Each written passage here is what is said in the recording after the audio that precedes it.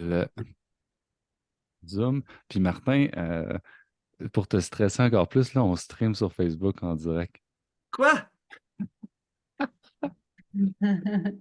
Juste était correct avec ça, là. Mais c'est la première fois que je le fais à travers Zoom, fait on va voir à quoi ça ressemble.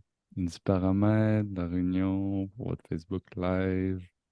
Ben là, t'aurais dû le dire, j'avais fait un peu de promo, puis Ah non, je peux pas me mettre en Ouais, live moi aussi, parce que c'est Histoire des communautés qui est en live, c'est pas moi. ouais. Mais là, à date, j'ai cliqué, puis ça fonctionne pas. Fait que si ça marche pas. Ça dit Meeting is now Non, streaming live ok. on Ouais. Facebook. Non, Donc, il vient de rentrer, là. On est en direct. yay! Ouais. Fait que, bonjour et bienvenue à ce 16e épisode d'Histoire d'éco-communauté. À travers ce balado, on parle à différents acteurs du mouvement éco-communautaire québécois, des gens en lien avec des éco-villages, éco-hameaux, cohabitats et communautés intentionnelles au Québec et partout à travers le monde, là, ou en tout cas pour aujourd'hui. Puis chaque communauté a son histoire et c'est ça qu'on vous propose de découvrir ensemble. Fait que moi, mon nom, c'est Hugo. Et aujourd'hui, on a la chance de parler à Jess Cam. Salut Jess, ça va bien? Salut! Merci. Oui, ça va super bien. Yes. Et Martin est de retour avec nous aujourd'hui. Comment vas-tu, Martin? Salut tout le monde, ça va très bien. Merci. Merci à vous deux d'être là aujourd'hui avec moi. On commence comment on fait souvent un petit tour de table. Comment je me sens, avec quelle énergie j'arrive. Martin, ça te tente de commencer? Bien sûr, bien sûr. On va peut-être faire descendre un peu l'énergie. Euh, j'ai dû faire, je vous l'ai dit, mais j'ai dû faire une méditation, un peu de yoga avant de l'enregistrement. Je me suis levé avec une énergie, je sais pas, c'est peut-être le café que j'ai bu, j'en bois plus souvent, donc là, c'est peut-être le café qui est là. Puis il y a une partie de moi aussi qui pense parce que notre invité d'aujourd'hui, mais je m'en vais la rejoindre dans à peu près 20 jours. Fait que il y a quelque chose d'émotionnel là, qui est là pour moi, là, qui me donne beaucoup de joie et de bonheur, puis je suis content de l'avoir avec son merveilleux sourire aujourd'hui. Yes. Yeah, de mon côté, je me sens vraiment déposée. Je viens juste de boire un grand cacao, puis j'ai fait une petite cérémonie ce matin. Fait que je me sens, ouais, je me sens vraiment présente dans mon cœur, puis excitée. Moi, j'arrive avec de la reconnaissance parce on est en panne d'électricité ici. Puis là, on a une génératrice, là. Fait que ça se voit pas en ce moment. Puis je suis au centre communautaire qui a une génératrice. Mais tout le reste, chez nous, il y avait pas d'électricité. Puis on manque d'électricité à peu près à toutes les 2 semaines, 3 semaines. Parce qu'on est dans un endroit où Euh, mais c'est pas juste nous, là, c'est tout le village d'Amnord, Notre-Dame, Chesterville. Il y a comme une ligne qui elle coupe souvent, là. Puis dans le sens que, ben, premièrement, je reconnais qu'on a de l'électricité. Tu sais, on n'y pense pas souvent, mais nous, on en a dans des pays industrialisés. Puis c'est comme, on le prend pour acquis. Puis deuxièmement, je suis content qu'on ait la génératrice pour qu'on puisse quand même faire notre truc aujourd'hui, parce que sinon, on pourrait pas. Sinon, je me sens bien. J'ai le goût d'avoir une belle discussion. J'ai le goût d'avoir du fun avec vous autres aujourd'hui. Mm. Fait que, Jess, tu peux te présenter? T'as quel âge? Pour les gens qui te connaissent pas, c'est quoi ton occupation principale? Comme, qui es-tu, grosso modo? Ouais, mon nom c'est Jess, comme tu l'as dit, Jess Cam.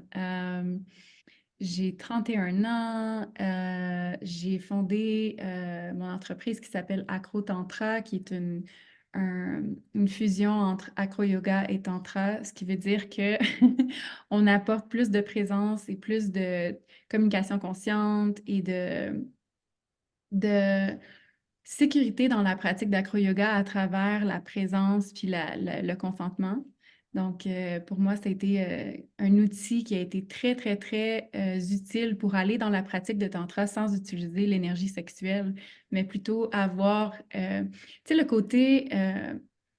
côté qu'on a quand on interagit sexuellement, qui est comme un risque, tu sais, une vulnérabilité, une confiance qui se développe.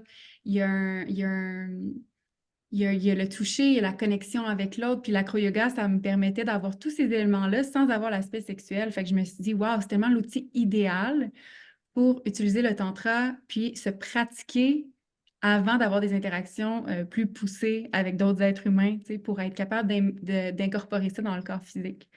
Fait que ça, c'est mon petit jouet. Ouais. C'est ma, c'est ma compagnie.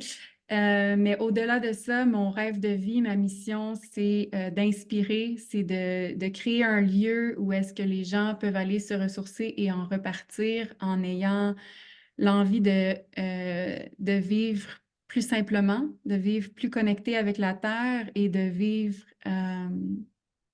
dans son cœur. Pour moi, j'ai toujours été fascinée par le fait de marcher nu-pieds, puis c'est d'ailleurs pour ça que je suis au Costa Rica, parce que pour moi, c'était comme un must.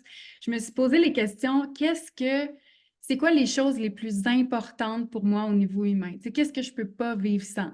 Puis je me suis dit, ben moi, ça me prend de l'air pur, ça me prend de l'eau pure, ça me prend de la nourriture fraîche, puis moi, j'aime beaucoup les fruits, fait que les fruits tropicaux, tu sais, je me suis dit, je veux pas me sentir coupable si, genre, je gaspille une papaye, puis qu'il faut que je la jette à la poubelle, alors que là où est-ce que je suis, c'est comme, hey, je mange des fruits tropicaux à tous les jours, puis s'il y a des pertes, ben en fait, c'est pas des pertes, c'est un cadeau pour le futur Mm. fruit qui va pousser, je le redonne à la terre, tu sais. Ouais. Ouais. Puis une autre chose, c'était de marcher nu-pied. Fait que pour moi, ça comble tous mes besoins. Donc, j'étais à la recherche d'un lieu où est-ce que je pourrais m'émanciper puis grandir en tant que leader, puis aussi en tant qu'être humain, simplement pour moi, tu sais, pour mon bénéfice. Puis avec la COVID, j'ai vraiment réalisé que là, il était temps que je passe à l'action. Mm. Puis j'ai trouvé le lieu après plusieurs recherches partout en Amérique centrale, après avoir été au Guatemala, au Mexique, voyagé beaucoup partout au Costa Rica. Puis je me rappelle quand j'avais début vingtaine, j'arrêtais pas d'avoir le même rêve. Le rêve que je marchais sur une terre rouge nu-pieds, puis que je vivais dans une communauté de gens avec des enfants qui couraient partout. Mais à ce moment-là, je savais même pas ça voulait dire quoi vivre en communauté. Mhm. J'arrêtais pas d'avoir le même rêve over and over. Puis là, à un moment donné, quand je suis arrivée au Costa Rica, puis j'ai vu la terre rouge, puis j'ai juste comme baissé les yeux pour regarder mes pieds. Puis j'ai eu le flash de ce rêve-là que j'avais pas eu depuis longtemps, qui était sur repeat. Puis là, j'ai fait, OK, c'est ici. Puis j'ai compris que c'était le Costa Rica. Enfin, en tout cas, Ouais. longue histoire pour te dire qui je suis, mais ouais, fait que je suis passionnée par les ressources, par les relations humaines. J'ai commencé mon parcours de croissance personnelle, j'avais 18 ans. J'ai eu la chance de faire un programme qui s'appelle Écoute ton corps en français avec ma mère, qui a été ultra transformateur. On a fait beaucoup de ménage intergénérationnel ensemble, puis ça m'a poussée à devenir la femme que je suis aujourd'hui. Mhm. Cool. Yeah. Puis comment ce parcours de vivre ensemble commence pour toi? Comment est-ce que tu as eu au début, tu sais, tu connaissais pas ça. Puis là, à un moment donné, il doit avoir eu un élément déclencheur qui t'a poussé à t'enfoncer dans un trou de lapin qui est super profond puis qui est super le fun à découvrir. Moi, j'ai tout le temps été quelqu'un qui a aimé être entouré. Tu sais, j'ai toujours, même, tu sais, l'acro-yoga, c'est une communauté de gens qui sont hyper proches. Tu sais, en l'espace de comme 2 minutes, quand tu joues avec quelqu'un, c'est Hmm. comme si on s'en fout de où est-ce que tu viens, c'est quoi ton nom, c'est quoi ton âge, qu'est-ce que tu fais dans la vie. C'est juste une connexion pure cœur à cœur, tu sais. Puis moi, c'est ça qui m'a attirée autant vers cet univers-là, c'est parce que j'avais un besoin de connecter depuis que je suis bébé. Là, j'ai toujours été comme en recherche de connexion d'humain à humain, puis d'âme à âme. Fait que pour moi, c'est juste comme un besoin. Ben, je pense que c'est tous les humains, en fait, là. C'est juste que des fois, on a besoin comme l'équilibre de chaque personne est différent entre les moments seuls et les moments avec des gens. C'est drôle parce qu'en vieillissant, je réalise que mon besoin de solitude devient plus grand qu'il l'était avant. C'est comme si avant, je cherchais peut-être un peu de validation à travers le groupe, tu sais, puis j'avais besoin d'être entourée tout le temps. Puis là, on dirait que je me retrouve à me redécouvrir le besoin de beaucoup de moments de solitude pour être capable, après ça, quand je suis en groupe, d'être complètement présente puis de redonner avec 100% de mon âme puis de mon cœur. Fait que le vivre ensemble, pour moi, c'est comme c'est un besoin essentiel, là. Tu sais, c'est le besoin de connecter avec l'humain. Puis à Donc, travers ça, d'apprendre à me connaître, parce que moi, je dis tout le temps que de vivre en communauté, c'est un peu comme être sur une cérémonie d'ayahuasca à temps plein, là, dans le sens que tu as des miroirs Mhm. grossissants partout, tu sais. Fait que c'est l'outil ultime de croissance personnelle, c'est de vivre avec plein de monde, là. Oui, oui, absolument. Oui, oui. C'est pas la première fois que je l'entends et je te confirme que c'est vrai, là. T'es souvent à ramener à toi-même puis à regarder à l'intérieur. Qu'est-ce qui se passe? Mm. fait un bel équilibre entre la collectivité puis le côté plus, pas nécessairement introspectif, mais personnel, des moments pour se recueillir. On a tous besoin de ça, là, d'un petit cocon sécuritaire à nous, là. Mm. C'est essentiel.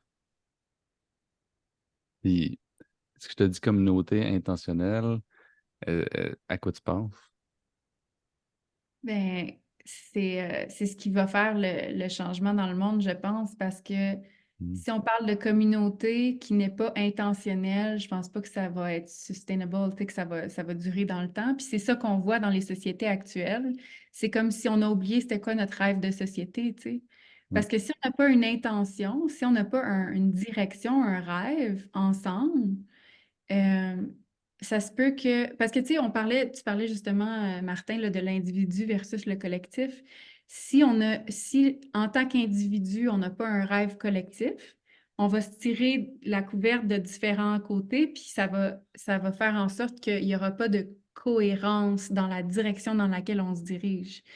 Donc, quand tu me dis communauté intentionnelle, pour moi, c'est la fondation, c'est la base de créer une communauté. Si l'intention n'est pas claire, ça va être mal compris, puis ça va faire en sorte qu'il va y avoir plus de conflits. Fait que plus l'intention est claire, puis elle est imprégnée dans la culture de la communauté, dans l'essence de comment on sent qu'on va dans cette communauté-là, plus que ça va être facile. Parce que comme ça, quand il y a des nouvelles personnes qui arrivent, aussitôt qu'ils arrivent, ils sont comme, OK, voici la structure en place, voici la culture qui a été établie. Puis c'est plus facile de flower, tu sais, puis de comprendre vers quelle direction la communauté se dirige.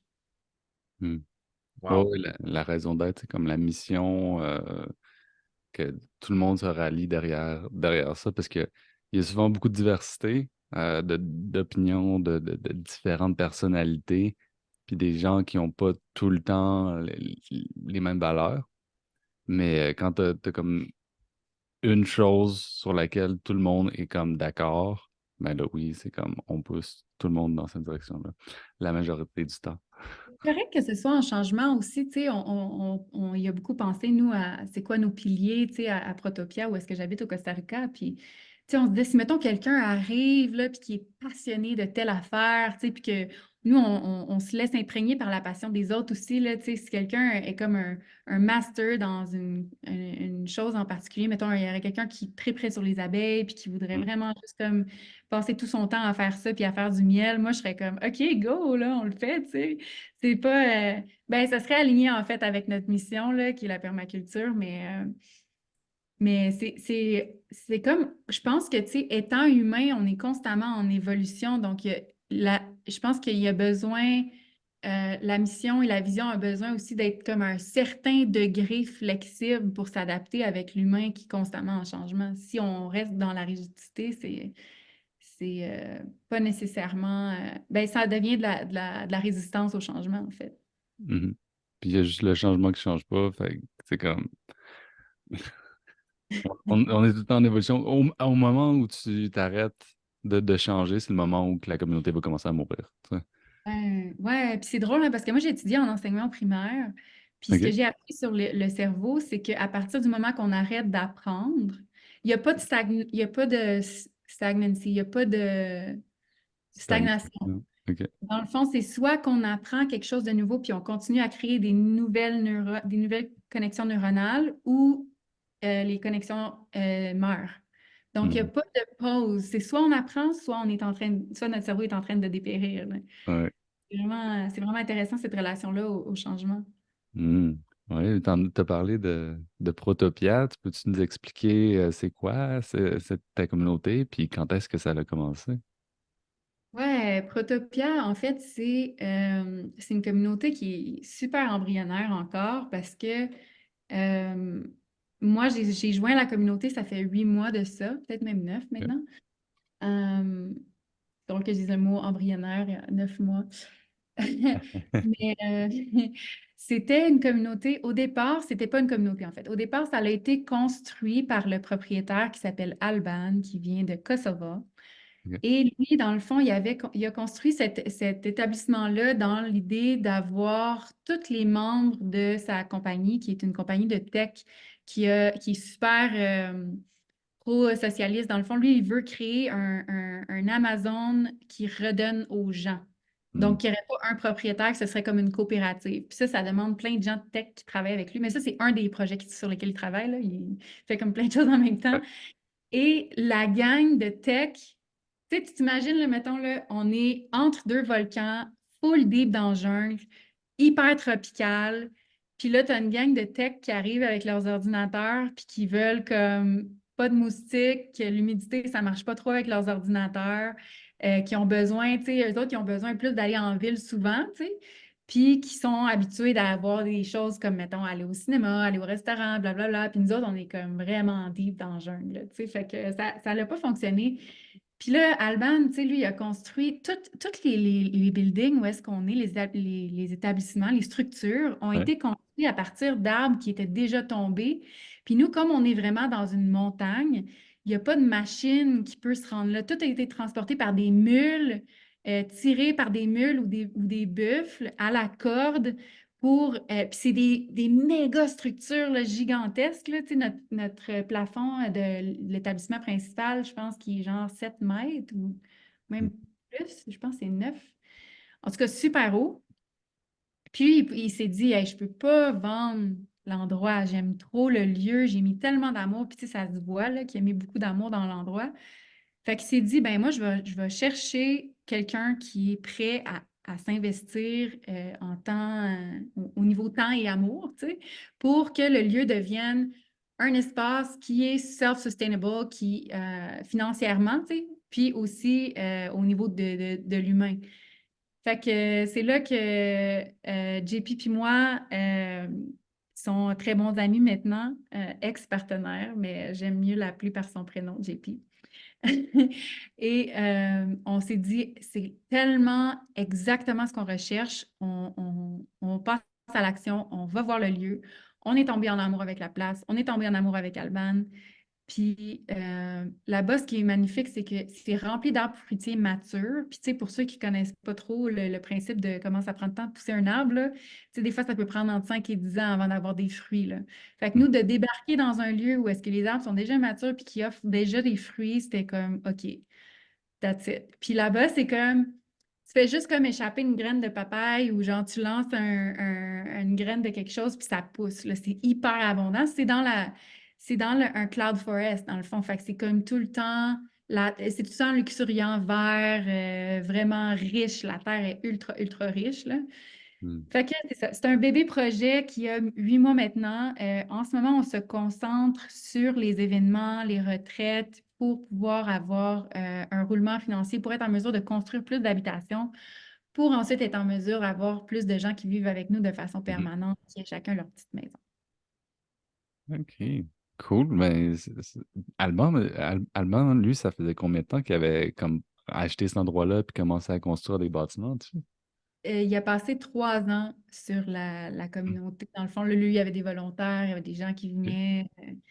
Puis, ouais, quand nous, on est arrivés, ça faisait 3 ans. Fait que là, ça va faire presque 4 ans là, qu'il a acheté la terre là-bas au Costa Rica. Mhm. Mm. sais, tantôt, tu as dit on est entre deux volcans.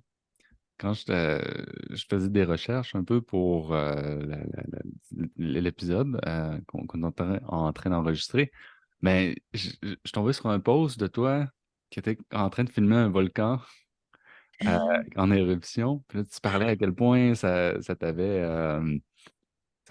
comme mouvé à l'intérieur, là, si je peux dire ainsi. Puis j'ai remarqué sur certaines de tes affiches, de tes événements, il y a un volcan aussi. Tu peux-tu comme nous dire le volcan, il représente quoi pour toi?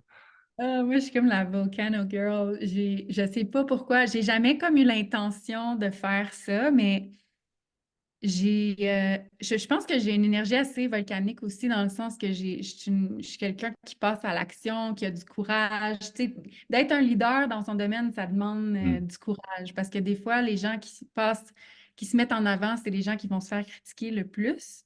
Mhm. Euh, mais le volcan, pour moi, ça représente, tu sais, c'est autant l'esprit de la montagne qui est comme super groundé, puis comme au centre, tu sais, c'est un triangle, fait que ça a une fondation hyper solide. Mhm. Puis en même temps, ça a un feu intérieur qui passe à l'action. Tu sais, c'est comme. Mais le volcan que tu as vu qui est en éruption, c'est pas au Costa Rica, c'est au Guatemala. D'accord, d'accord. Puis au Guatemala, moi, je suis comme entre deux mondes. J'organise des événements ici au Guatemala, au lac OK. Atitlan, parce que c'est une porte. Ici, un portail énergétique vibrant, là. C'est comme il y a des. C'est là aussi que mon changement de vie a commencé, parce que quand. euh, durant la pandémie, là, tu sais, en octobre, là, quand ils nous ont dit, là, ah, les Québécois, si vous n'êtes pas vaccinés, vous allez devoir quitter le pays, puis là, il va y avoir vous n'allez pas pouvoir aller à l'épicerie, blablabla. Il y avait full de restrictions qui commençaient. Moi, j'ai dit, Ouais. ciao, bye. J'ai donné des au revoir à ma famille puis à mes amis, là, en sachant pas si j'allais un jour pouvoir revenir au Canada. Ça a été pour moi un méga deuil. Hmm. Et quand je suis partie, je suis venue ici exactement où est-ce que je suis en ce moment, à Tununa, au lac Atitlan. Puis je suis tombée en amour avec la place. Ça a transformé ma vie. J'ai eu tellement de déblocage mental, là. Ça a été l'endroit le plus propulseur pour moi. Ouais. Mais je savais que c'était pas ici que j'allais m'établir. Parce que ici au Guatemala, il y a beaucoup de problèmes au niveau de l'eau potable. C'est très sec. C'est comme, c'est pas la même, c'est une énergie de changement. C'est un endroit où est-ce que tu vas pour travailler sur toi-même, puis c'est pas nécessairement toujours facile. OK. Par contre, le Costa Rica, c'est genre le ventre d'une maman chaude, là. Tu sais, c'est comme ultra tropical, abondant, c'est chaud, tu sais, c'est pas du tout la même énergie, là. Mais, euh, mais j'aime les deux, j'aime le contraste parce qu'ici, ça me permet de travailler sur moi-même, puis après ça, de retourner dans le confort. Fait que c'est important d'avoir les deux, je pense. Mais ouais, tout ça pour répondre à ta question, le volcan pour moi, c'est ça, c'est la force tranquille qui attend le bon moment pour passer à l'action. Hmm. Hmm. Hmm. Hmm. Hmm. Puis mm, on rentre dans le sujet qui est vraiment ce qui m'a fait dire que oui, on t'invite à ce podcast-là parce que c'est pertinent, c'est dans le moment. Tu organises une retraite qui s'appelle Ensemble au Costa Rica, si je ne me trompe pas, Oui, chez à, moi. à Protopia. Et puis, peux-tu nous dresser un portrait de ça? Comment ça, il va y avoir combien de personnes? Comment tout ça a commencé? Let's go. Ouais, avec plaisir. Ouais, en fait, Patricia Gagnon et Valérie Lemelin, qui est maintenant Sage, on s'est dit, OK, on a envie de faire une retraite ensemble, mais on veut pas que ce soit quelque chose de comme hyper, juste comme, hop, la vie, on va faire, c'est comme tout inclus style, tu vas juste avoir du fun, puis après ça, tu repars chez toi, puis tu n'as pas vraiment appris quelque chose qui va te servir pour le restant de ta vie, tu sais. Puis on avait envie de co-créer quelque chose où est-ce que les gens allaient sentir qu'ils faisaient partie. Moi, c'est de plus en plus ça que je fais à Protopia, c'est des espèces de gathering ou des événements où est-ce que les gens font partie du déroulement, plus en mode justement immersion communautaire, là. Puis on s'est dit, de qui nous autres on veut apprendre? Tu sais, parce que nous autres, on est tous dans nos communautés. Tu sais, Patricia qui est le Triangle d'été, Sage qui a sa compagnie de soins puis qui vit à l'Oasis, Ouais. puis moi qui vis au Costa Rica à Potopia. Fait que là, on s'est dit, OK, mois de février, les Québécois, ils vont avoir envie d'explorer autre chose. Fait on crée quelque chose au Costa Rica. Ça, c'était comme facile, décision faite, voilà.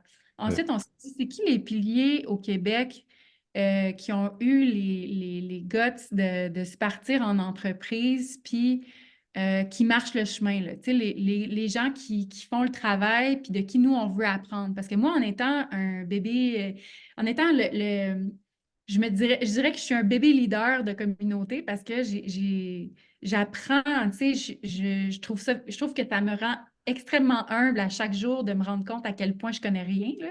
Mhm. Mais je me suis dit, OK, de qui je veux apprendre? Puis là, je me suis dit, OK, moi, les gars de Solution ERA, c'est clair que je veux apprendre d'eux autres parce que c'est comme, ben, c'est des piliers au Québec, tu sais, on le sait, c'est des gars qui sont hyper fonceurs, qui vont passer à l'action, puis sont vraiment dans la manifestation de leurs rêves, là, tu sais, Mhm. sont présents. Puis après ça, on continue à brainstormer, puis on était comme, ah, tu sais, les fermes Valhalla, c'est vraiment cool.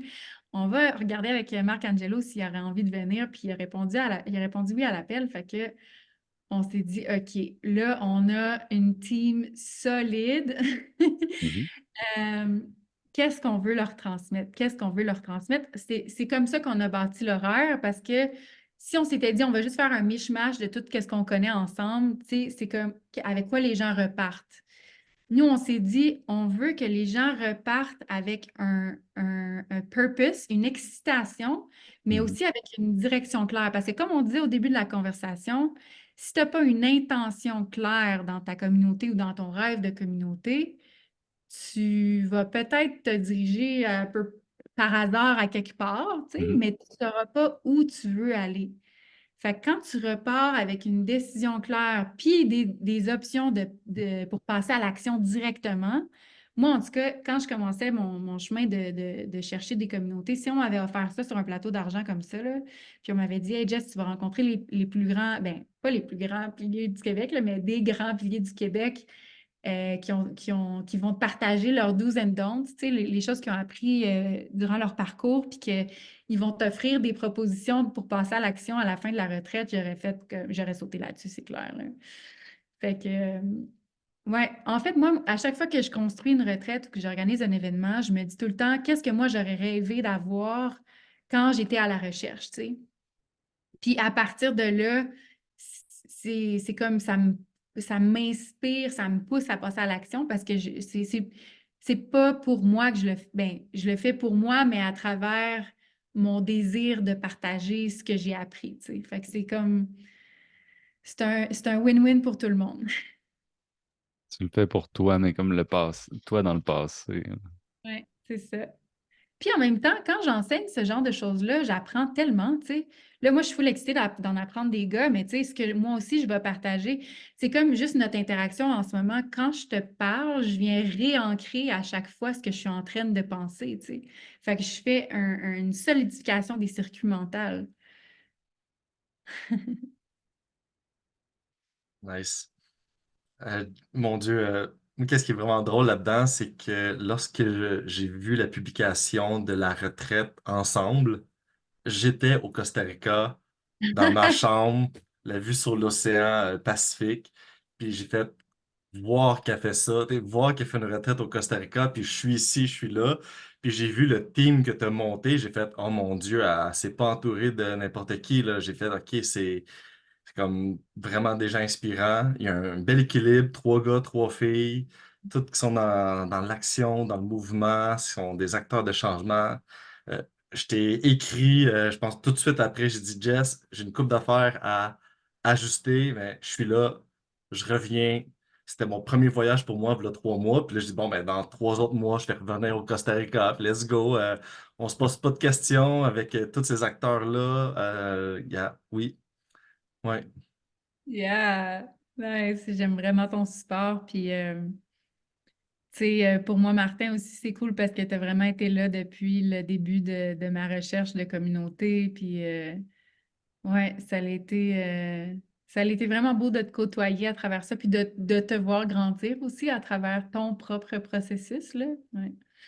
Wow, Mhm. wow. Ben oui, je me rappelle, et mon Dieu, c'était sur une publication de futurs éco-villageois recherchés, Ouais. v'là 3 ans. Il y avait une publication sur qui veut se partir d'une communauté. Puis j'ai vu que tu avais commenté, ah, je veux me partir d'une communauté au Costa Rica. Puis j'ai dit, je t'avais répondu, je pense que le soir même, on a décidé de s'appeler, on a parlé comme 1 heure et demie de temps dans les 2, 3 semaines Je pas, ouais. On se connaissait pas du tout, puis on s'est appelé le soir même, puis je pense pendant les 2, 3 semaines, on s'appelait comme 3, 4 fois, on parlait comme des longues heures, c'est comme wow, et donc bien tripante. Euh, Puis je me rappelle aussi que tu es venu au premier vagabondage Ouais. à Terre Sauvage. Et je me rappelle quelque chose que tu m'avais dit.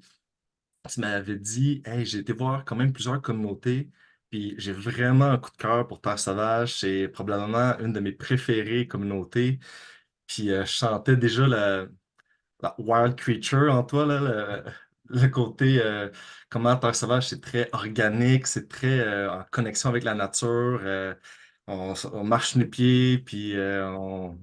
Ben moi, je viens de l'Abitibi, hein. Fait que, tu sais, j'ai grandi sur le bord d'un lac dans le fin fond du bois en jouant avec les grenouilles puis les serpents. Fait que, tu sais, pour moi, le terre sauvage, c'est proche de là où j'ai grandi. Puis tu sais, marcher nu-pied jusqu'au mois de novembre, puis chasser, puis manger tu sais, de faire son propre feu, puis tout ça, pour moi, c'était comme un retour à la maison, tu sais. Fait que Mhm. terre sauvage, je le porte vraiment dans mon cœur, là, ouais. C'est ma communauté préférée du Québec. Oh, nice. Puis t'as visité des communautés au Québec puis à travers le monde aussi. À part Terre Sauvage, t'as-tu un coup de cœur pour d'autres? Oui, ah, c'est drôle parce que là, je viens juste d'en visiter une, il y a quelques jours, ici au Guatemala, qui s'appelle Mystical Yoga Farm, qui est comme une espèce de rainbow gathering à 100%. Tu sais, mettons, la critique qu'ils reçoivent, c'est qu'ils sont vraiment très airy, là, tu sais, c'est comme c'est le hippie paradise, c'est le Disneyland. Mais ça m'a changé, je te jure, là, j'ai tellement eu un bon moment parce que je suis allée là pour un événement qui s'appelle Heart Song. Puis moi, je suis quelqu'un je vais changer mon vocabulaire, je débute mon passage vers le chant. Et j'ai vraiment eu un coup de cœur pour cette communauté-là parce que on était une centaine de personnes alentour du feu pendant 3 jours, puis chaque personne a partagé au moins une chanson. Puis de voir les gens qui ont jamais même chanté devant quelqu'un, chanter et l'idée, pas juste chanter, chanter et l'idée une centaine de personnes pour la première fois, puis de les voir pleurer, puis de le faire moi-même, ça a été vraiment puissant. Puis je me suis rendu compte que, tu sais, nos ancêtres, là, ils chantaient tout le temps. Tu sais, puis c'est ça qui fait partie de la culture, c'est ça qui vient ancrer une culture. Le chant, euh, c'est une façon de raconter des histoires, c'est une façon de se rappeler de certaines choses, mais c'est aussi une façon de vibrer de l'intérieur pour avoir une cohérence en tant que communauté. Fait que moi, quand j'ai vu à quel point c'était intégré dans leur communauté, je me suis dit, waouh, moi, je veux faire ça à la maison. Je veux être quelqu'un qui apporte cette cohérence-là parce que on est tous vibration. À l'intérieur de nous, tu sais, on est 75% d'eau. Fait qu'on on est constitué de vibrations. Fait que quand on vient s'harmoniser avec le chant, c'est qu'on vient se mettre sur la même vibration. Tu sais, comme on dit, ah, on est sur la même vibe, là, tu sais. Fait que ça crée moins de conflits, ça crée une cohésion de communauté. Puis aussi, je dirais même que au-delà de ça, de la façon que nos cordes vocales sont faites en tant qu'être humain, on n'est pas vraiment fait pour parler. On est fait pour chanter. On est fait pour faire des longs sons. Tu sais, comme dans les hommes des cavernes, là, tu sais, ils criaient, mettons, d'une place à l'autre, ou tu sais, ils faisaient plus des sons, puis c'était plus comme dans le corps, là, tu sais, des genres de ou des sons plus deep, là. Fait que, en tout cas, j'ai été vraiment inspirée par ce qu'ils font, puis ça va définitivement changer ma façon de l'aider la communauté au Costa Rica. Fait que tu lis ta communauté en faisant des sons de gorge, puis des chants, puis tu parles plus. C'est juste On des va apprendre bruits. à huitler, ouais. Ouais. Non, mais il y a quelque chose que tu parlais de vibration, puis qu'on vibre tout le monde ensemble. Tu sais, pour moi, c'est vraiment l'harmonie. Mhm. Autant tu peux dire l'harmonie musicale, euh, d'une pièce où les notes s'agencent bien ensemble et que ça donne quelque chose de beau. Puis autant ça peut être l'harmonie d'un groupe qui réussit à garder cette essence-là, puis à- à- à être ensemble de façon à ce que le tout donne quelque chose de beau. Pour nous ici, c'est une valeur c'est marqué dans tous nos documents, là. C'est une des valeurs principales, l'harmonie. Dans nos ententes humanisme, c'est écrit l'harmonie est plus importante que l'idéologie. C'est quand on va Mhm. s'ostiner parce que on a deux pensées différentes, mais c'est plus important d'être harmonieux ensemble que peu importe quelle idée qui pourrait venir à être en contradiction. Tu sais. Et ça fait tellement du sens d'utiliser le chant pour qu'est-ce que tu dis, parce que quand tu y penses juste physiquement, là, si on regarde le mental et le cœur, qu'est-ce qu'il y a entre les deux? C'est la gorge. Fait que si je Mm, viens activer le chant, c'est que je vais reconnecter l'idéologie vers le cœur. mm, Fait que c'est là qu'on va aller trouver l'harmonie, tu sais. mm. Moi, ça fait tellement du sens d'aller plus dans le chant dans mon parcours. Ouais. C'est cool. C'est cool. J'ai une petite phrase, je crois que c'est de Marshall Rosenberg dans la communication non violente. Il dit dans la vie, tu as deux choix. Soit tu décides d'avoir raison, soit tu décides d'être heureux. Mm. Mm. Il y a plein de compromis à faire dans les humains, puis des fois, on veut tellement avoir notre idée, avoir raison. Tu sais. Est-ce que ça prime davantage que ton idée, ta façon de voir les choses voit le jour ou qu'il y ait une belle harmonie entre ta vision, celle de l'autre, puis comment on fait pour harmoniser tout ça ensemble? Ouais. C'est vraiment une belle question parce que ça a été quelque chose qui a pour moi été un peu challengeant dans la dernière Community Immersion qu'on a eue à Protopia, où est-ce qu'on avait plein de volontaires qui venaient passer du temps avec nous, tu sais, puis ça m'a amené à me poser la question, c'est quoi nos piliers fondateurs, puis où est-ce qu'on peut se modifier, se plier, puis où est-ce qu'on a à exprimer nos limites, tu sais. Parce que tu disais, tu sais, d'avoir raison. Puis ça a tellement été un bel apprentissage pour moi de savoir comment exprimer mes limites de façon claire et douce, tu sais, puis sans que ce soit dans la rigidité, mais avec le cœur, puis de se rappeler le pourquoi, tu sais. C'est vraiment, tu sais, moi j'aime voir les enfants dans tout le monde, là, euh, puis de se rappeler qu'on est tous en apprentissage. Puis quand je regardais les gens, puis de la façon que on interagissait ensemble par rapport à des règles dans la communauté, je me voyais aussi en étant comme un enfant qui apprend, là.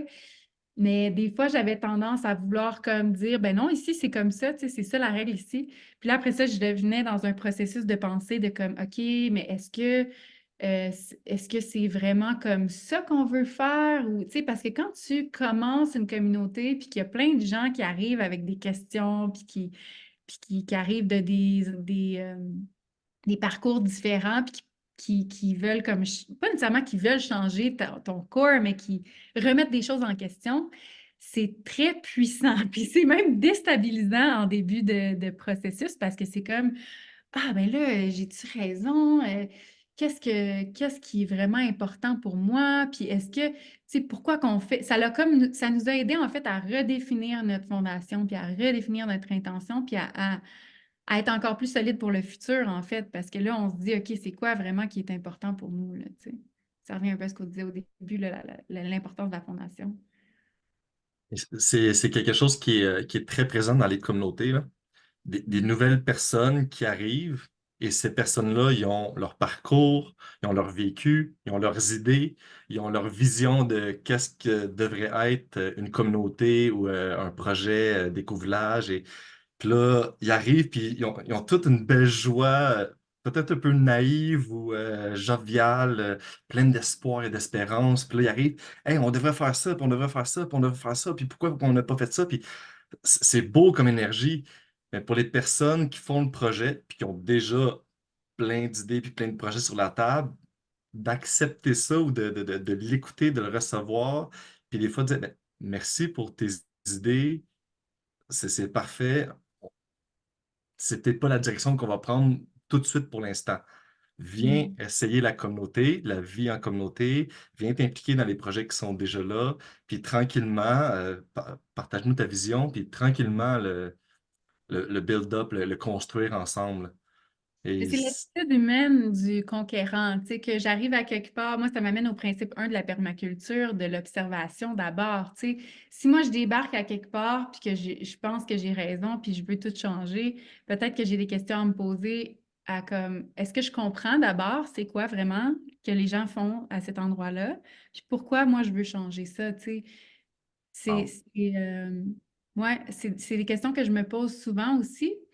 Mais moi, ça m'a amené au processus de pensée de comme leur demander à ces gens-là s'ils sont heureux, tu sais. Parce qu'au début, je me disais, ah, je veux accommoder tout le monde, tu sais, je veux que tout le monde se sente heureux, puis je veux que, tu sais, s'il y a des gens qui commencent à critiquer ou à pas être bien, tu sais, qu'on s'assure que, tu sais, qu'ils sont bien, puis comme nous plier un peu de plus en plus pour faire en sorte que tout le monde est content. Mais en réalité, c'est qu'on on perdait notre intégrité, tu sais. Puis c'est là que j'ai réalisé qu'à un moment donné, c'est correct de laisser aller certaines personnes, tu sais. C'est pas... C'est ça aussi qui est la beauté de créer une communauté intentionnelle, c'est que vu qu'on est une communauté intentionnelle qui a une direction, nécessairement, on n'est pas pour tout le monde. Puis c'est dans ce laisser aller-là de dire, ben d'accord, tu sais, si toi, ça te convient pas, notre mode de vie, ben c'est parfait, tu sais, je te souhaite toute la chance du monde puis l'amour du monde, puis j'espère que tu vas trouver vraiment exactement ce que tu cherches, tu sais. Puis c'est correct si toi, euh, c'est pas ça qui te convient, tu sais. Puis avec le cœur de laisser aller ces gens-là, tu sais, je pense que c'est important de faire ce processus-là, que j'avais de la difficulté à laisser aller. C'est Puis, comme si je voulais tellement que les gens restent, tu sais. ouais. Tu parles de laisser aller, c'est beau, j'aime vraiment la maturité que tu as dans ton projet, dans tes idées. Je trouve que tu vois clair, puis j'adore ça. Euh, Tu sais, dans faire la transition vers un mode de vie alternatif dans une communauté intentionnelle, là, c'est quand même très différent de la société de consommation qu'on est habitué. Puis le monde arrive là, des fois, avec tellement de belles idées et de beaux projets, mais de l'incarner puis de le mettre dans la réalité, c'est pas toujours si facile. Des fois, on veut des choses, puis on l'essaye, puis on se rend compte que, oh, OK, c'est pas exactement ce que je pensais. Puis, il y a plusieurs projets qui voient le jour, puis dans les 2 premières années, je pense qu'il y a 90% des projets qui arrêtent. J'en fais partie, j'ai essayé une communauté. Puis, faut pas voir ça comme un échec, là. Là, je parle à tout le monde qui peut nous écouter, là. Vous voyez pas ça comme un échec. C'est rempli de cadeaux, c'est rempli d'apprentissage. Tu as commencé une communauté, tu as vu c'était quoi, tu t'es mis en interaction avec les autres personnes, puis en fin de compte, tu te rends compte que c'est pas pour toi. Euh, Avec cette communauté-là en particulier, mais tu as appris à mieux te connaître, à mettre tes limites, à savoir ce que tu veux vraiment à l'intérieur de toi. Puis peut-être que dans 1 an, tu vas essayer une autre communauté, puis ça va être là, plus en lien avec tes valeurs. Puis peut-être qu'elle aussi ne va pas fonctionner. Puis tu vas en essayer une troisième, puis tu vas faire, OK, là, je commence à être très solide, je sais pas mal qu'est-ce que je veux. Puis au lieu d'être juste un acteur qui observe, puis qui est dans le début de son cheminement, tu vas peut-être être un pilier d'une communauté, puis dire, hey, je suis assez solide, j'en ai vu assez, je suis prêt à porter ce projet-là, puis d'être là, puis de... tu sais, c'est très beau, tout ce processus-là. Soyez indulgents envers vous. Ça prend du temps à faire une transition vers un nouveau monde.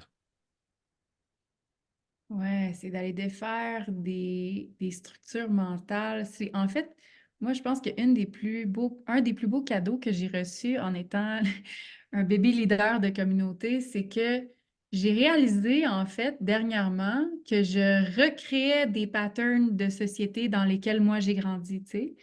Puis là, à travers certains feedbacks puis de l'auto-observation, j'ai réalisé, waouh! Pourquoi je fais ça? Ben, en fait, c'est que des fois, c'est la seule chose qu'on connaît. Tu sais, fait qu'on a tendance à recréer quelque chose qu'on a appris par le passé. Puis là, c'est à travers cette observation-là, puis cette réalisation-là, que je peux faire un pivot, puis faire comme non, moi, je veux faire différemment.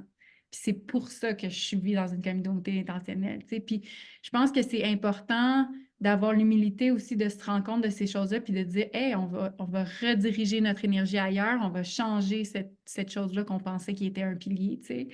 Puis de dire, ben écoute, on apprend, tu sais, on apprend tout le monde ensemble, puis il n'y a pas d'erreur, tu sais, ça fait partie du processus d'évolution d'être constamment en changement, fait que c'est pas, comme tu dis, c'est pas une erreur, c'est juste une redirection, bien en fait, c'est même pas une redirection, c'est un apprentissage sur soi, c'est une connaissance, une meilleure connaissance de soi pour ensuite prendre des décisions plus alignées, puis de dire non à quelqu'un ou de dire non à quelque chose, c'est de se dire oui à soi, tu sais. Puis moi, ce qui me parle le plus, là, c'est de rester dans mon intégrité de plus en plus. Là, c'est quoi mon intégrité à moi? C'est quoi mon vrai oui? Parce que si je dis oui à quelqu'un d'autre puis que je veux vraiment plus dire non, c'est qu'à long terme, je perds ma structure, je perds mon intégrité. Puis je peux pas être autant brillante, je peux pas être autant alignée puis inspirante si je suis pas en intégrité. Puis moi, ça, c'est mon but ultime dans la vie, c'est d'être inspirante et d'inspirer les gens. Donc ça me rappelle à tous les jours de rester sur mon X, de rester dans mon intégrité, puis de parler de façon authentique, même si des fois, c'est pas facile. Wow. On pourrait en parler très longtemps. On peut enchaîner un peu avec les questions parce que là, on avance. Une question que j'ai pour toi. Vous êtes combien en ce moment à Protopia? Tu me dis que ça fait comme 8 9 mois que toi, tu commences où, tu mets vraiment une intention. Il y a combien de personnes en ce moment? Ça serait quoi comme le maximum de personnes que tu vois? Est-ce que tu vois comme 100 personnes? Est-ce que tu vois que ça c'est juste un 20 personnes? Ça serait quoi un peu tout ça, là? Pour moi, je suis encore dans la configuration de qu'est-ce que ça va être. On a 14 hectares, donc j'ai pas nécessairement envie qu'on soit jam-pack un paquet de monde. Là, dans le fond, on vient juste de terminer une immersion de 2 mois où est-ce qu'on recevait plein de volontaires. Puis moi, j'ai pas envie de faire comme, OK, on ouvre les portes à n'importe qui de venir habiter avec nous, à moins que ce soit dans un contenant où est-ce qu'il y a un début puis une fin. Puis de cette communauté-là, de cette immersion en communauté-là, on peut faire un processus de sélection naturelle de qui est-ce qui pourrait être intéressé à vivre à long terme. Mais pour moi, ça doit se faire de façon naturelle. C'est pas quelqu'un qui débarque qui dit OK, moi j'investis puis je m'achète une maison sur votre terrain puis that's it, je fais partie de la communauté. Tu sais. Je pense que c'est important qu'on apprenne à se connaître puis qu'on découvre si ça fonctionne ensemble. Mais en ce moment, dans le fond, c'est juste JP puis moi qui sont les deux piliers du projet avec le propriétaire Alban qui est complètement, il est très, tu sais, il est très impliqué financièrement, mais il n'est pas impliqué, il ne veut pas être impliqué en fait dans le processus décisionnel de comment la communauté va se dérouler pour lui. Il veut juste que ce soit sustainable financièrement, puis il nous laisse les rênes complètement là, du lieu. Notre intention, moi, j'ai pas envie que ce soit une méga communauté. Tu sais, je veux que ça se fasse tranquillement. Tu sais, moi, je crois que la solution, c'est par le lentement. Là, tu sais, le slow is smooth and smooth is fast. Donc, j'ai pas envie qu'on se dépêche à construire puis qu'on se dépêche à trouver des gens. En ce moment, on est très bien rodé pour faire des retraites qui peuvent aller jusqu'à 50 personnes. Mais en tant que communauté, on n'a pas encore assez d'établissements, tu sais, de maisons pour être en mesure d'accueillir des gens qui vivraient avec nous de façon permanente en dehors du centre de retraite. Parce qu'on a le centre communautaire, puis on a les petites casitas qui sont comme toutes près l'une de l'autre, mais on a aussi un espace de terre qui est comme plus vers le haut, où est-ce qu'on aurait la vue sur le volcan. Où est-ce qu'on veut construire les maisons pour les gens qui vont vivre de façon permanente avec nous à la communauté. Mais ça prend des fonds. Fait que le temps qu'on se rende là, ça va peut-être prendre quelques années. Puis je pense que ça va laisser le temps suffisamment pour la filtration de se faire naturellement là, de qui va rester avec nous sur la Terre. Moi, je peux te dire que ça va se faire de façon naturelle. Je le vois, il y a des personnes qui rentrent, qui veulent tellement, mais qui c'est pas adapté. Le processus se fait naturel. Puis c'est une belle vision que tu as de- lentement, que ça se fasse naturellement, de façon organique, au rythme des saisons, à vivre des cycles, puis tranquillement, le monde va venir, vont sortir, puis ils vont peut-être revenir. Fait que ça- Ouais, puis ouais. avant qu'on reçoive des gens sur la Terre, tu sais, comme on a eu un community immersion de 2 mois, Mais avant ça, on a passé comme 6 mois et demi, même peut-être 7, à être complètement tout seul dans la jungle, là, tu sais, à vraiment s'imprégner de la terre en mode full-on hermit, puis en étant justement dans l'observation et non la modification de la terre, en écoutant, en regardant, en observant comment l'eau coule, Ah oui. en observant où est-ce que la terre est comment, tu sais, puis moi, là, ça a été vraiment comme une cérémonie de 6 mois et demi, là, tu sais, parce que même dans ce temps-là, JP, il travaillait parfois dans des retraites, tu sais, où est-ce que lui, il partait, mettons, à d'autres endroits au Costa Rica, puis moi, j'étais toute seule à la communauté, puis c'est tellement empuissançant, tu sais, d'être tout seul dans la vraie jungle. Tu sais, quand on parle de la jungle, mettons, du Mexique ou genre même du Guatemala, c'est plus une forêt, genre, tu sais, comme une jungle, mais nous autres, au Costa, c'est comme une jungle comme dans un film, là. C'est genre, il y a des lianes, puis il y a des singes, puis c'est la vraie jungle, là, tu sais. C'est Jurassic Park. Ouais, c'est ça. Fait que d'être toute seule dans la jungle, puis de passer du temps, tu sais, vraiment à m'imprégner de la nature là-bas, ça a été vraiment, ça a été un beau processus de ralentir, de se connecter avec les saisons, puis de comprendre qu'il y a un bon moment pour toute chose, puis que c'est correct de prendre son temps, tu sais. Parce que la nature, c'est pas en tirant sur une fleur qu'elle va fleurir, hein, tu sais, elle a son propre rythme. Puis moi, en tant que femme, ça m'a beaucoup appris aussi à respecter mon propre rythme interne, puis de ralentir, Parce qu'en réalité, là, tu sais, actuellement dans le monde, là, je pense qu'une des raisons pour lesquelles on a de la pollution sur la planète Terre, c'est pas parce que la Terre est malade, c'est parce que on a perdu l'union, on a perdu cette connexion-là avec la Terre. Tu sais, si je prends soin de moi, nécessairement, je vais prendre soin de la Terre. Tu sais, comme je disais dans le live hier, en anglais, ils disent dirty ben, ils disent dirt, qui vient de dirty, pour la terre, le sol, tu sais.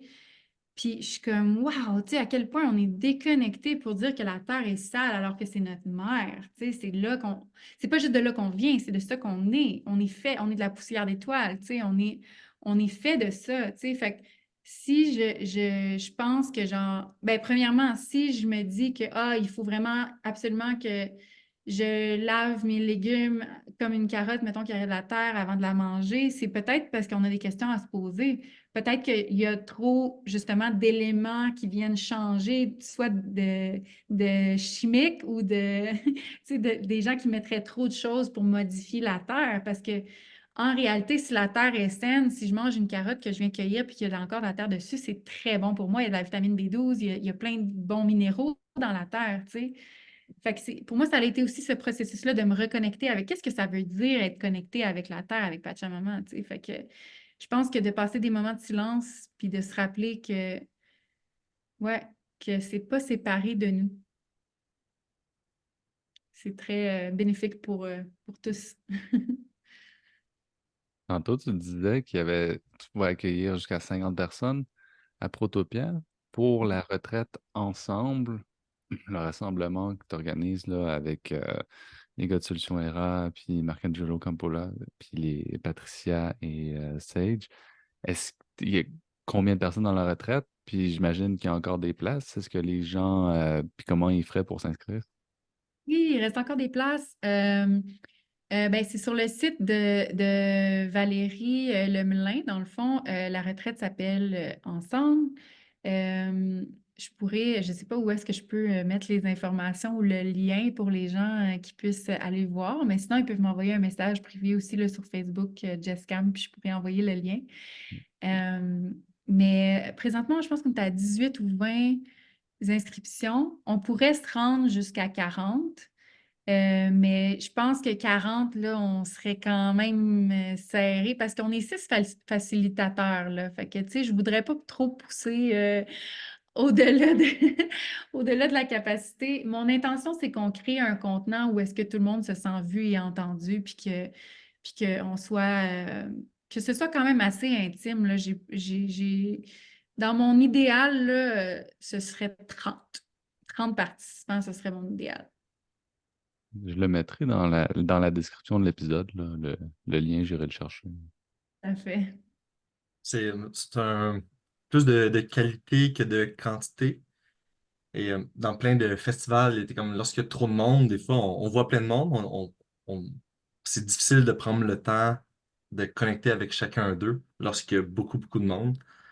Peut-être ça fait, avec Stéphanie, ça fait 5 ans qu'on fait des vivons en éco-communauté, des immersions dans des communautés au Québec. Puis les grosses années, quand il y avait 40 personnes, 50 personnes, on fait tellement de workshops et de formations que tu n'as pas le temps de connecter avec tout le monde.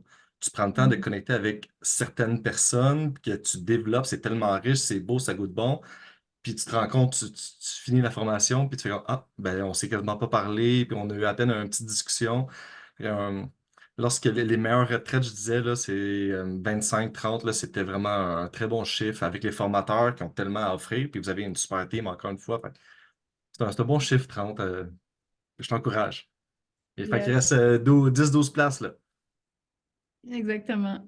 Ouais, je pense que j'ai confiance que le nombre de participants qui vont être là, ça va être le nombre idéal, le nombre parfait de personnes qui ont besoin d'être là puis de recevoir nos enseignements. Tu sais, moi, je suis plus dans la mentalité de comment il faut pousser pour qu'il y ait des ventes. Je me dis, les bonnes personnes vont se présenter, puis c'est plus la Jessica qui compte, c'est ce qui a à être transmis qui est important, dans le fond. Pourquoi le Costa Rica plutôt que le Québec?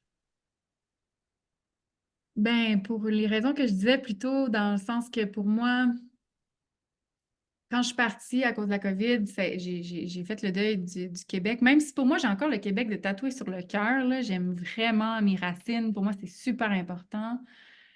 Mais j'avais cette espèce de culpabilité-là qui m'a été. C'est comme un peu de l'anxiété générationnelle, là, de comme me dire que, bon, si j'existe, genre, le mieux, ce serait de ne pas exister, dans le fond, pour la planète, pour avoir une empreinte zéro, tu sais. Puis là, je me suis dit, bon, mais comment je peux renverser ça puis avoir un impact positif puis arrêter de me sentir coupable de manger la nourriture que j'ai envie de manger. Puis moi, je me suis dit, où est-ce que je peux marcher le pied à l'année, manger la nourriture que j'ai envie de manger, avoir l'une des eaux les plus pures de la planète. Tu sais, en Amérique centrale, le seul pays où est-ce que tu peux boire directement du robinet, c'est au Costa Rica. Puis nous, on a notre propre source, on a notre propre eau de source sur la Terre.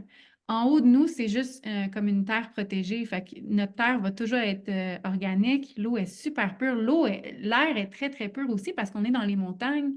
Tu sais, c'est une des airs les plus pures, une des eaux les plus pures, avec des fruits tropicaux à l'année. Je peux marcher nu-pied à l'année.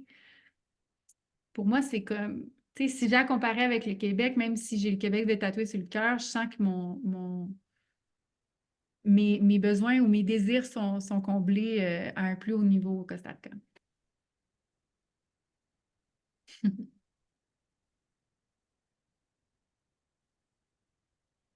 Je te laisse continuer, mon cher Hugo. Ouais, vas-y. C'est quoi, tu sais, t'as vécu plusieurs expériences de vivre ensemble. C'est quoi tes plus grandes, de deux facettes, là, j'ai deux facettes. C'est quoi ta plus grande joie de vivre ensemble et c'est quoi ton plus grand défi de vivre ensemble? Je trouve qu'ils sont très interreliés, en fait, joie et défi, parce que je dirais que ma plus grande joie, d'avoir des moments de connexion et d'intimité avec plusieurs personnes à la fois. Parce que, tu sais, mettons, quand on vit dans un cocon familial en étant enfant, tu sais, on a nos frères et sœurs, on a notre famille, tu sais, on a une proximité avec plusieurs personnes en même temps, puis on peut créer des liens vraiment forts, tu sais. Puis quand on a soudainement une vie adulte, puis là, on vit seul, on a des amis, tu sais, qu'on voit, peut-être qu'on a une genre de similaire communauté qui ressemble au cocon familial, mais la connexion avec laquelle on repart quand on vit constamment avec ces personnes-là, puis qu'on passe au travers les challenges, puis qu'on nous voit dans nos hauts et nos bas constamment, tu sais, même quand on se tape ses nerfs puis qu'on n'a plus le goût d'être ensemble, mais qu'on continue, ça crée des liens plus forts que c'est des liens aussi forts que la famille, dans le fond, tu sais, parce que là, on vient on vient créer un cocon interne, une intimité avec des gens qui, c'est notre famille qu'on choisit, en fait. Fait que ça, je dirais que c'est ma plus grande joie, c'est des connexions humaines qui m'apprennent à devenir une meilleure personne, qui m'apprennent à communiquer de façon plus claire, qui m'apprennent à communiquer mes limites, à mettre en mots c'est quoi ma structure, mon identité pour rester en intégrité. Fait que, tu sais, le cadeau, en fait, vient avec un challenge qui est justement mon challenge à moi de ne pas collapse. Parce que moi, je suis une recovering people pleaser. Euh, donc, j'ai tendance à vouloir faire en sorte que tout le monde soit heureux. Je vois Martin qui rit. Puis, ce que ça m'apprend de plus en plus, surtout en étant quelqu'un qui lead le chemin, tu sais, de mettre mes limites par rapport à mon temps, par rapport à ce que je sens qui est aligné ou pas, tu sais. Puis, ça a été tellement une belle croissance pour moi, puis tellement un beau cadeau, mais un beau défi aussi en même temps, tu sais. Fait que ouais, moi, c'est ça la chose sur laquelle je travaille présentement, c'est d'apprendre à avoir des limites claires, tu sais. Puis c'est le même processus avec des enfants, là. C'est comme plus que je vais être consistante dans mon approche avec les gens, plus que ça va se faire fluidement, puis les gens, à un moment donné, ils vont arrêter de me poser des questions sur ma structure parce que je vais émaner cette clarté-là, tu sais. Fait que c'est comme notre intention de communauté. Tu sais. Plus que notre intention est claire, plus que mon intention en tant qu'individu. Tu sais, moi, je suis la zone zéro là, en permaculture. Là. Tu sais, plus que la zone zéro est claire et délimitée, plus que le reste qui en ressort. Parce que moi, dans le fond, je suis comme le centre. Tu sais, puis, moi puis JP, on est le centre. Puis après ça, tout ce qui sort de nous va se ressentir à travers la communauté. Donc, la première étape, c'est de prendre soin de moi. Fait que moi, ça m'a vraiment appris là, que religieusement, je dois prendre soin de moi. C'est même plus genre, oh, je vais prendre soin de moi quand je vais avoir le temps ou je vais prendre soin de moi parce que ça fait du bien. C'est comme, il faut que je prenne soin de moi. Là. Il faut que je prenne soin de moi parce que sinon, the shit is about to explode. Là. Tu sais, c'est comme. Ouais.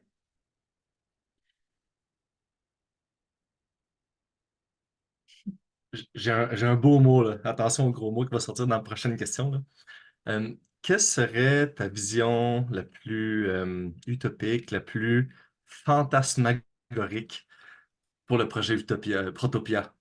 Où vois-tu le projet là, comme à long terme, là, dans 5-10 ans? Là? Hmm.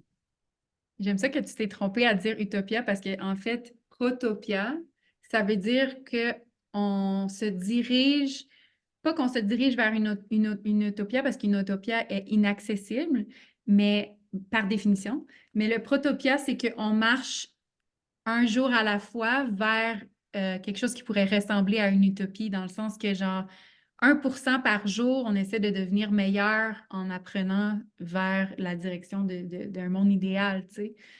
Puis pour moi, le monde idéal, ce serait vraiment d'être entouré de gens qui sont hyper passionnés dans leur domaine. Tu sais, moi, ça m'importe pas vraiment, tu es passionné de quoi, tant que c'est en lien avec notre intention de communauté, là, tu sais, de connexion avec la terre, de permaculture, des arts, du mouvement, du cirque.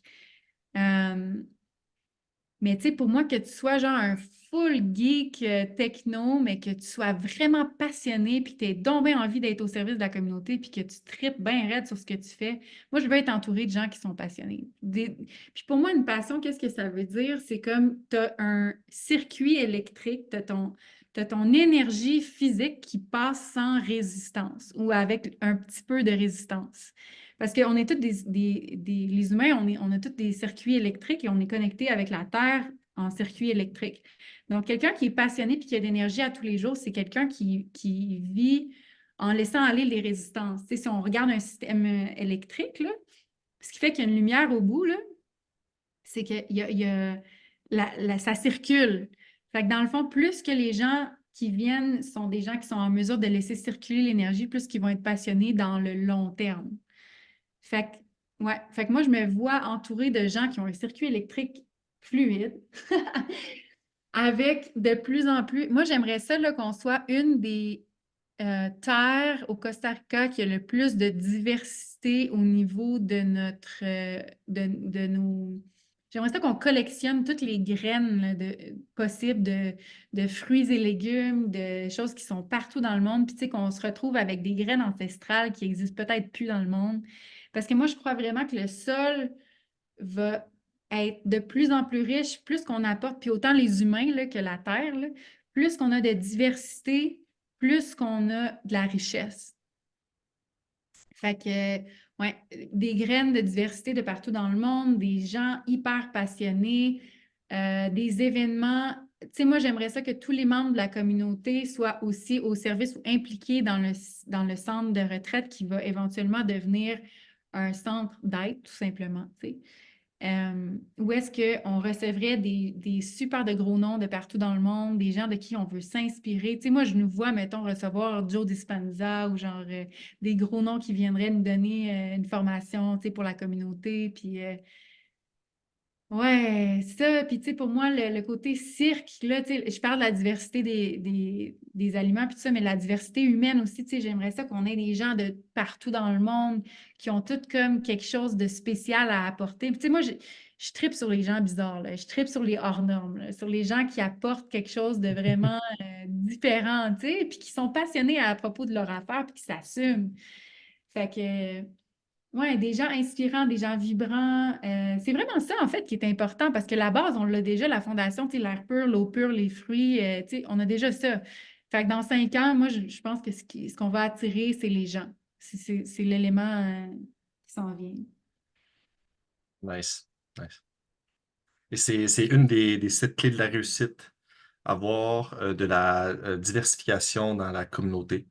Parce que Mhm. c'est bien beau avoir plein de gens en agriculture puis qui vont tout faire ça, mais si t'as personne pour construire tes infrastructures, si t'as personne pour gérer les gens dans l'organisation sociale, des retraites, si t'as pas personne de techno, on vit dans un monde assez techno maintenant pour faire la promotion, fait que ça prend plein de diversification, puis plus que ça va être diversifié, je crois, plus ça va être riche. Oui, définitivement.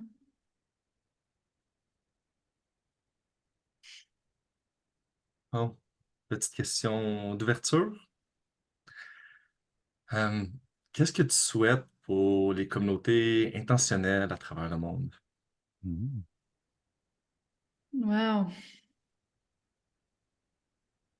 Qu'est-ce que je souhaite pour les communautés intentionnelles à travers le monde? Je souhaite que, ben, je leur souhaite la même chose que je me souhaite à moi, c'est que les gens restent dans leur intégrité, puis que les bons aimants s'attirent, tu sais, pour qu'on puisse grandir ensemble, puis qu'on reste en alignement avec ce qui fait du sens pour nous, ce qui vibre pour nous, puis que chaque personne puisse trouver l'endroit où est-ce qu'il y a une vibration aussi à l'intérieur, là, tu sais, que ça, que ça l'allume nos cœurs. En vrai, je me sens comme super cliché, là. Mais ouais, je pense que tu sais, j'ai vécu plusieurs morts de l'ego dernièrement, puis je pense que si je mourais demain, la question que je me poserais, c'est à quel point j'ai aimé véritablement, tu sais. Puis je pense que c'est ça qui, en bout de la ligne, qui est le plus important, c'est que les gens soient capables de trouver l'amour, tu sais, l'amour pour soi, l'amour pour les autres. Puis je vois beaucoup tu sais, en étant impliquée dans le monde du tantra, je vois beaucoup de croyances limitantes que genre les relations hommes-femmes, ça doit être seulement en partenariat ou sinon il doit y avoir une attraction sexuelle. Puis de plus en plus, je suis intéressée à comment sublimer cette énergie-là sexuelle vers le cœur pour être en mesure de tomber en amour avec tout le monde, tu sais, autant homme-femme, puis d'avoir, tu sais, un amour là, comme tellement profond que tu te perds dans le temps, là, mais avec tout le monde. Fait que c'est ça que je souhaite à l'être humain. C'est de rester dans son intégrité puis d'être capable de tomber en amour avec tout le monde. Merci. Oh. Je pense que ça fait le tour. Ça finit tellement bien avec cet élan d'amour envers tout le monde. Puis c'est vraiment,